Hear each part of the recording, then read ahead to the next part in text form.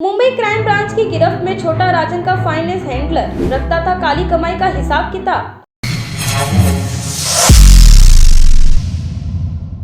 Underworld don छोटा राजन के सबसे करीबी लोगों में से एक और उनका फाइनेंस हैंडलर संतोष महादेव सावंत उर्फ अब्बू सावंत को केंद्रीय एजेंसी और मुंबई क्राइम ब्रांच द्वारा संयुक्त रूप से की गई कार्रवाई के बाद मुंबई डिपोर्ट करके लाया गया है। सावंत के ऊपर मुंबई क्राइम ब्रांच के साथ ही सीबीआई में भी केस है। ऐसे में क्राइम ब्रांच का कहना है कि पहले सीबीआई सावंत की कस्टडी लेगी। जानकारी के मुताबिक सावंत सिंगापुर में रहता था। वो सिंगापुर में रहकर होटल व्यवसाय की आड़ में छोटा राजन के लिए काम कर रहा था। जानकारी के मुताबिक सावंत लगभग 22 सालों से राजन गैंग से जुड़ा हुआ है। सावंत छोटा राजन के सबसे करीबी लोगों में से एक था। डीके राव के बाद गैंग में सावंत नंबर 2 पर था और जब साल 2000 में छोटा राजन पर हमला हुआ तो उसके बाद रवि पुजारी, हेमंत पुजारी, बंटी पांडे, संतोष और विजय सेट्टी एजाज लड़का वाला जैसे उसके नजदीकियों ने भी उसका साथ छोड़ दिया था। लेकिन अंडरवर्ल्ड में पेट जमाने में लगा सावंत डीके राव के साथ मिलकर कंधे से कंधा मिलाकर राजन के साथ खड़ा रहा, जिसके बाद सावंत जल्द ही राजन का करीबी बन गया।